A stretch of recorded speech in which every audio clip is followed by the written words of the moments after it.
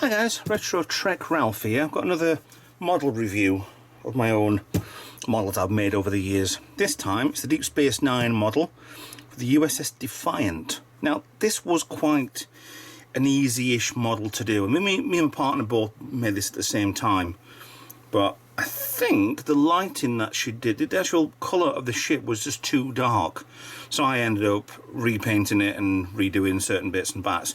So it's just two pieces on this, top half, bottom half. Yeah, there's a little bit there to stick on, part there to stick on, little bits for weapons pods, and that's basically it.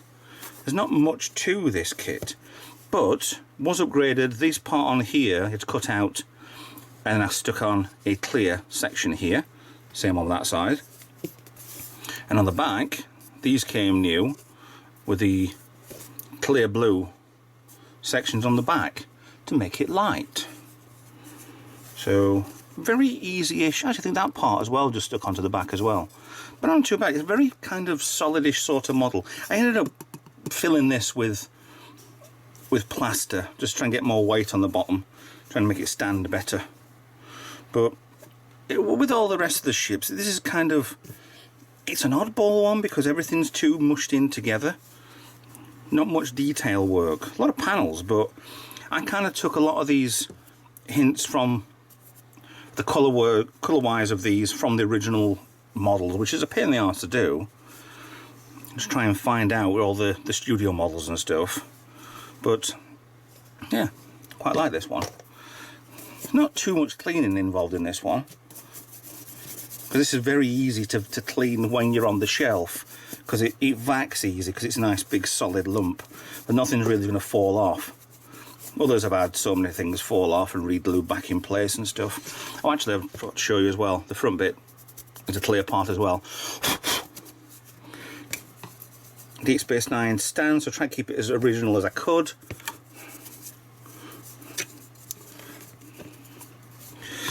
So it's not too bad. Most of these actually, it's not dust in the house. When you start chucking it around, you actually find out that it's deodorant.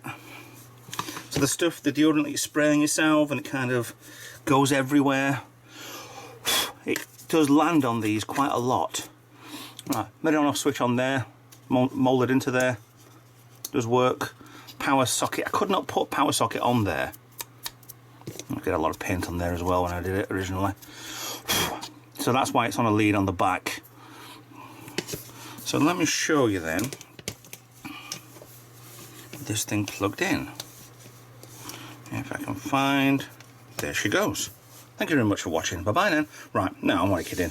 Right, there's a lot of little bits on here that you can kind of tell, but you can't tell. Let's get the lights off. Hopefully you can see a lot more of. Let's try and get a little bit of back lighting on here as well. No, that's too much. Should have done this in setup, should I? Yeah. A little bit of lighting on there, that's better. So we have a couple of red lights on top of here. I'm not sure if they were the impulse engines or not. I'm really proud of these sections down here, because I've got a lot of light leakage from the red LEDs behind here, but it kind of looks like maybe, well, that one's out. That one's showing overheating where they're all blue. Kind of warp coils, possibly. White lights on the front there. I've got green running lights, too much again. Red on the side. Now, a front view on this is brilliant, because this front section lights up really well. Got the bussard collectors on the side lighting up really well as well as they were torpedo launchers, I think they were. I've even got light underneath here bleeding through on purpose. There's two lights on here lighting up doing the section on here, and I wanted, this is deliberate, this line underneath here is deliberate because there is light leakage on the original model, so it kind of looks that way when it's coming towards you. Not as bright as what this is, but Also, all the lights on the side of here, I think these were actually drilled out. I don't think this was actually meant for lighting. So again, you have to look on the original model for your deck lighting, which is strange how none of them are on the top side. They're all just on the bottom side.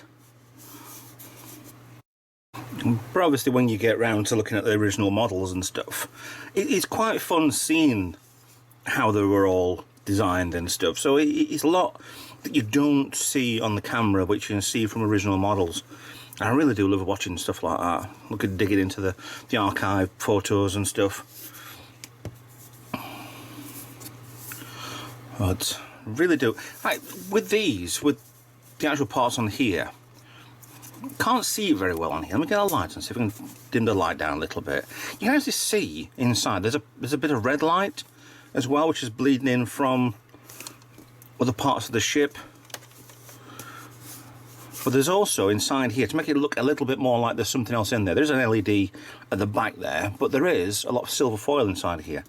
It reflects the light round really well, like there is something inside. And these were a little bit of a problem to do. You get these parts with the clear parts that fit on the opposite side for this one. There's an extra. Wasn't too keen on these either. They were supposed to be, because you can just barely tell they're impulse engines, but they were far too bright as they were, but you could never see them actually on the model properly. But I'm not entirely keen on how it's turned out.